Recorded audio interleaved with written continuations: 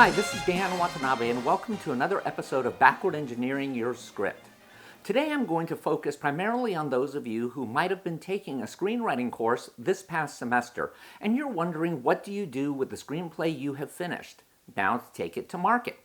Well, there are several things that you can do, and some of them depend on what age you are and whether or not coming back to college was something you did as someone who'd already been in the workforce and is looking to maybe change your career, or whether or not you came here directly after high school, because the approaches are going to be radically different. Let's start with the basic stuff that can work for either side. Number one is, please join a networking group of some sort. This could be something that's geared specifically towards screenwriting, where you meet on a regular basis and discuss different people in your group's scripts. The upside of this is that you get continually reinforced that you're not alone in this world of trying to become an above-the-line person. The second advantage is that you have other people looking at your work and potentially giving you feedback of things that you might have missed. The third advantage is that among those people, you might have someone who actually works for a production company, or at least knows someone who does, and if your script is good enough, they might just drop a dime for you. I know it's not necessarily all that common, but it does indeed happen quite often. Here's the downside of joining that type of a group. Number one is that sometimes they can become very political, in which case they end up being destructive rather than constructive. The second minus is that sometimes these groups focus on one particular type of writing to the exclusion of all the others. Remember I mentioned earlier in a previous episode that there's basically three types of writers. Someone who's good with story, in other words, someone that's very easy to teach because it kind of conforms to the Sid Field method, the Robert McKee method, and all of that. Someone who's good with character, which means that you're probably going to be really good at writing sitcoms and romantic comedies, but you might have a little bit of a challenge in getting it always to fit within a three-part dramatic structure. And the third is a writer who's scene-oriented and can come up with great individual set pieces. These are often the writers who are best at genre, and in many writing groups, this is the type of writer who continually gets criticized for not trying to stretch themselves. Don't ever believe any of that. You need to find a support group like this that ties in very, very well with whatever your talent base is. So please look for that first and foremost. The second thing, if you're someone who's just graduating from school, is to look for a job within the industry. And I'm going to suggest very strongly that you look for a job within the front office. Why? Because the development departments, the producers, all of those people are located in the front office. And if you are wanting to be a writer in particular, you will meet the people who are in that particular food chain. While it's great to be a production assistant and be on set, that's far better for a below-the-line craft, such as wanting to be a cinematographer or wanting to be in the art department or something like that, because you'll meet the right people there. Most of the time, though, if you're talking about the set, you're looking at the script after it has already been greenlit. You're looking at a script after it has already reached a certain point of development. So you won't get that hands-on experience that you would get in the front office. This, of course, requires that you have certain basic proficiencies. And among the basic proficiencies are that you have good office skills. Please, please do not try to get a front office job if you're not good at Microsoft Office. And let me be even more specific on this. Please be good, particularly in Microsoft Outlook. I can't tell you how many people actually don't know Outlook as well as they think they do. And even though that is a real hardcore business program, to not know that means that you might not look good if you get a gig in the office. However, let's say that you are good at all of the office programs and you're at least better than normal at something like Excel. Guess what? The people in the office will probably get to really like you because you can get things done, especially if you're also organized, especially if you have a good phone manner or a good speaking voice, especially if you can type fast. I can't tell you how many or how much of my career was based on the fact I could type 120 words a minute, primarily because I'm old enough to have learned on an analog typewriter way back in the day. So of course I was really, really fast using a computer to type. And also at that time, having a proficiency in word processing programs was still relatively unusual. So what happens at this stage is that you're in a perfect position to be discovered by an executive, by someone who's in the development department, because they see you every day. They see that you're competent. Sooner or later, they're going to ask you, what is it that you're interested in doing? Please don't say, I have a script, would you please read it at that point. Have them ask you for it more than once. You can tell them that you're working on one, but say it's really not ready yet and I don't want to give it to you because I know how busy you are doing projects that have already been greenlit. That's a great way to not only build your rapport with that person, but also a chance to maybe talk with them on the side, find out what it is they really like, and make sure that whatever conforms to that in whatever script you're going to eventually have them read at least somewhat fits within that. I know that sounds like you don't have integrity and that you're being someone who's kind of a Sammy Glick. Don't worry about it. It's much better to at least understand what it is that person is looking for so that you kind of conform to it than to just throw something out there that's really wild and inappropriate. The third thing that you can do is to actually try to get a job in a writer's room. I'm going to say that these are very, very difficult jobs to get, although they're not as difficult as you might think. A lot of times, though, they start as internships. And the problem with internships, at least until fairly recently, is that more often than not, internships tended to be free. And the danger of taking an internship that happens to be non-paying is that a lot of us have this really terrible thing of needing to eat and have a roof over our heads. So if you can't do a free internship, you're going to have to try to find a way in some other way. And that's why I really like going in as an office worker, providing you have those necessary skills. Now, let me talk about some of the ways that seem like they're good opportunities, but I would be very careful of them.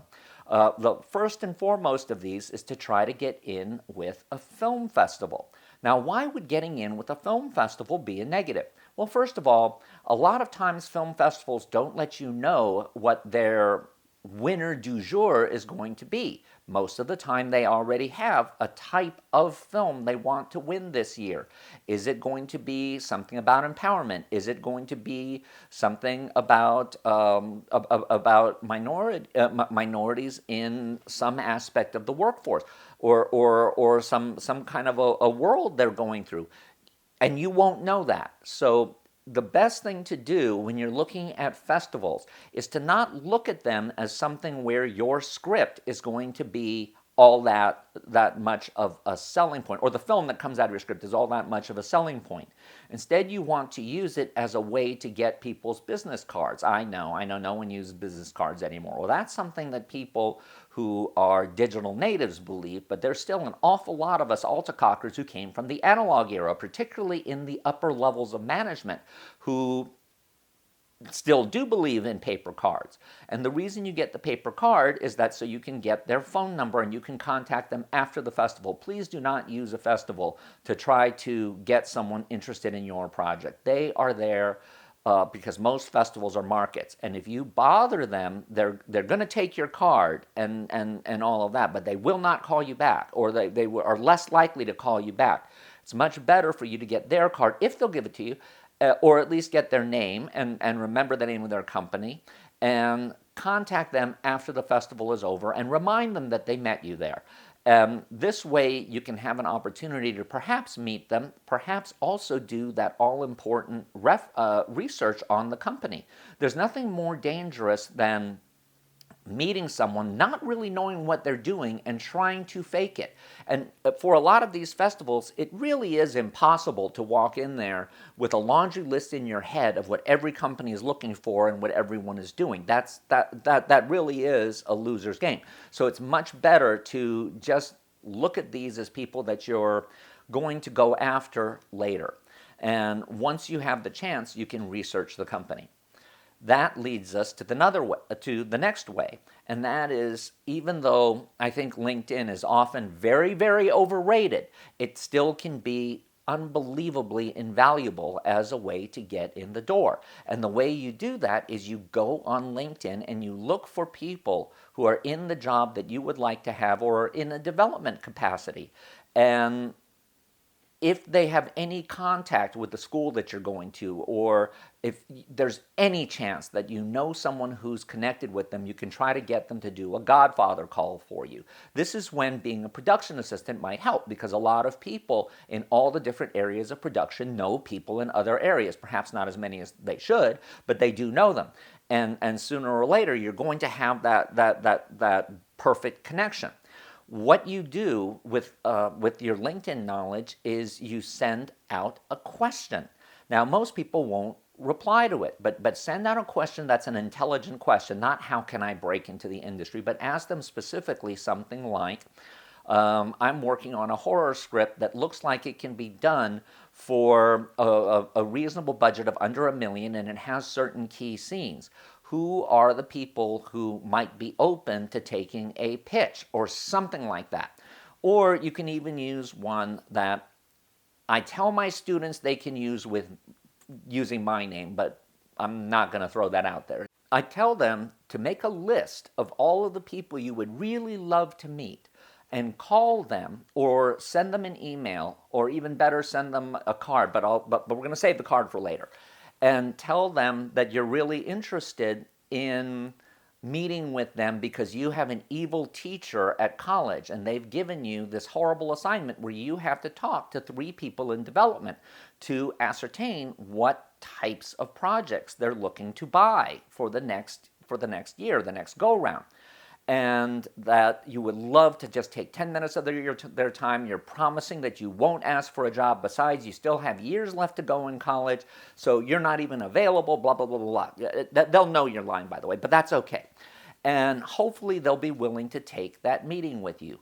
During that meeting, you ask them how they got to be the wondrous person that they are, and then you shut up. You let them talk. And trust me, most of us who have been executives at some point in our life love to feel like we're giving back, and moreover like to talk about ourselves, because why not, right? And so they'll think you're a genius because you didn't say a lot and you asked occasional pertinent questions to show that you were paying attention. And please do ask a pertinent question. Don't try to jump to the chase. If they ask you, do you have anything you'd like me to look at, please say no. Say, no, I'm not here for that. I'm really here to get your knowledge. And then ask them if they know 2 or 3 other people that they might be willing to recommend for you, especially if the meeting went well. If the meeting went cocked, of course you don't do that. But saying the meeting went well, they probably will. And you do the exact same thing with them. Afterwards, then, this is where the card comes in. Send them a thank you card that is somehow indicative of who you are.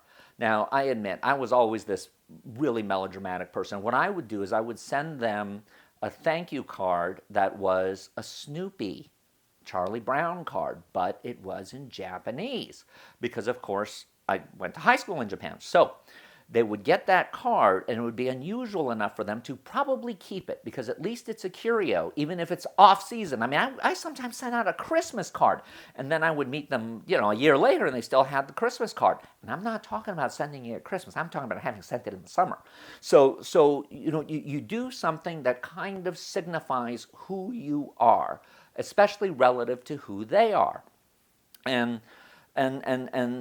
you ask them, within the card, say thank you, and I really appreciate it, handwrite it, because no one does that anymore, but if you can't handwrite to save your life, then don't handwrite it, because you don't want them to think that you're secretly an elementary school kid. But what you want to do is ask them if it's okay if you occasionally ask them a question. Then maybe once every couple of weeks you send them an email and ask them a pertinent question that's specific to their job, that's something that they would know but isn't very gloaty.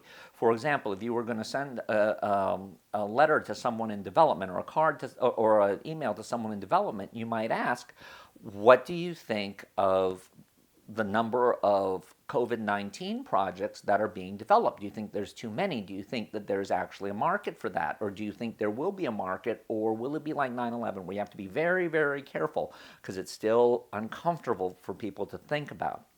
And this can be decades later, in fact. And there have been movies that have been made about national tragedies that did not do well, precisely because they were still open wounds. So you can ask a question like that because it's actually very tied into their job. And they'll probably appreciate you for asking that type of question. And keep on doing that with the people they've introduced you to and the people that you've met through the rest of that. And sooner or later, opportunity will meet preparation and you'll be called in again. Or you will have actually completed 2 or 3 screenplays, and it's okay if somebody asks you for maybe the second time or sometimes even the third time, have you finished the script? You say, yes, I actually do have one. And I would love for you to take a look at it if you actually have the time. And lie and say, I don't mind if, be brutal with me, because they're going to do it anyway. And they're going to know that you're sensitive, and they'll probably be very nice about it. Anyway, when you go in there with that script, it better be good. Please have someone who's not you proof it, because I can't tell you how easy it is to read something that you have written and miss typos, miss grammatical errors and all that. Not because you don't see them, but because you are looking at them, but you know in your head what you meant to put in there. Now, if you haven't read it for over a month, then it probably is okay for you to do it, but most of the time you're kind of in a rush to get this in.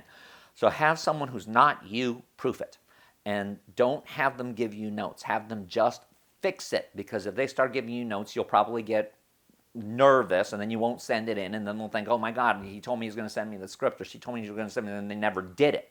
So you don't want to look like a flake. So just send it in and be very gracious with whatever the response is. Again, this is a little bit of a shaggy dog method, but it does work. It is part of building that network. Now, let's jump ahead and talk about what if you are looking to restart your career in a different field. Well, now you might think, well, what do I have in my field right now that could possibly tie in to entertainment? And I'm going to say it's very difficult to find a field that you won't have some connection with entertainment. So let's say that you're someone who's worked as a septic tank cleaner. Let's just go completely way out there, and let's say that you're a female who does it. And you go in there and you're talking about your story and you say, well, you know, I know that my regular job is a septic tank cleaner, but I got to tell you that you learn a lot about people by seeing what's in their septic. You know, you can make a joke out of it that's gross, but you know, they'll appreciate it. And you talk about how you've learned a lot of details, and you've learned how to follow procedures, and you've learned how to kind of understand why people do the things they do. And you can do it because you've been dealing with people on an everyday basis. And especially if you're a female who is in that field, you're going to be uncommon. So therefore, they're going to be interested in your story as well. What is it that got you into this field? What is it that made you proficient in it? What is it that made you decide to be a writer or something like that? And you say, well, you know what? I've always thought that the best person to be an undercover detective is someone who does plumbing, because they're going to be able to go into houses, they're going to be able to see stuff all around them, and no one's going to pay attention to where they're looking. So you actually can build that up. If you're an accountant, if you're someone who does real estate, these are all fields that tie directly into having an understanding of human nature that can be turned into a good story. So you can always utilize that. I've got to tell you, one of the biggest challenges I've had when I've run grants and other things is there's a lot of people who are already in the entertainment industry but are in a below-the-line craft and don't use that as part of their pitch for why they would be someone great to do a script. And obviously, that should be your lead, not buried. It should be something you're proud of. As a gaffer, I understand how lighting works. I understand how it can help create the emotional impact within a scene. And even if it has nothing to do with whether your script is great, it's something where you are showing that you understand certain of the practicalities of production, so it means you're going to write to that practicality. But please, if you're a production designer or something like that, or cinematographer, please don't write in your script what lens you're going to use for a particular shot, or what type of material you're going to use for the curtains in this scene. Sometimes you can give a little too much. But so there is no real wrong way to do that. Here's another thing that I would suggest doing. There are a number of competitions that are available. Enter the competitions, if for no other reason that people will see your script. And enter especially those fellowships that a lot of the studios have. Especially now, the studios are looking to branch out, to bring in people who are not necessarily the go-to demographic for writing scripts. And I remember when 25 years ago there was this whole problem with writers being over 40, not being considered first for big writing jobs because they were considered too old. Then David Chase wrote Sopranos, and that flipped overnight, and now we have the other opposite problem where people don't want to hire young writers who are too untrained or inexperienced, and now we have a bunch of people who are about to retire, and there's no one to take their place. So always look at where you can fit in that firmament and take advantage of that. And yes, these writing programs have it. Disney has it. Warner Brothers, well, maybe not that they've been bought by AT&T, but lots of places have them. Pay attention to those. And finally, take other classes. Continue to take writing classes. Continue to get other people's opinions of what makes someone a good writer. You only become a great writer by constantly writing. So please hear other people's opinions, learn what worked for them, because that's the way for you to move forward. By far, the most important thing you can do if you truly want to be a writer is you need to write every single day. Now, I know that for a lot of you say, well, yeah, but I got to do this, that, and the other. You didn't hear my entire spiel yet. I'm going to suggest that you write every single day for at least 3 minutes. You can write more, but you have to write for at least 3 minutes. That destroys the excuse that I don't have time to spend 3 minutes because people will just laugh. So, what you can write during those 3 minutes, or at least as a start, is you can write anything that is not practical. In other words, that doesn't include emails. That doesn't include Facebook posts. That doesn't include tweets. That doesn't include captions for your Insta pictures. No, this has to be something that's in some form or another creative. It doesn't have to be a script. It can be a poem. It can be a blog that you're working on. It can be just random story ideas, but do it for at least 3 minutes. You'll be surprised at how doing that every day will suddenly lend itself to you being able to write for 30 to 40 minutes at a pop. But you always have the get out of jail free card of being able to stop at 3 minutes if you just don't have any ideas. And yes, it's okay to play Jack Nicholson in The Shining and keep writing the same line over and over and over again. That's okay, because sometimes you just need to clean out that clot that's sitting in your head, like the stuff you don't want to think about that's stuck in your disposal right now. So keep writing. Try to reach out to other people within the industry. Try to expand your networking group. Take additional classes. Hang with other writers, and hopefully with other crew people so you actually understand how hard it might be to film certain scenes and all of that. Study what's going on in the industry, and then you will be prepared when opportunity comes a-knocking. Because opportunity never comes when you expect it. It's always going to come at a bad moment. So just look at it as that's one of the fun things about life in this crazy business. Thank you very much.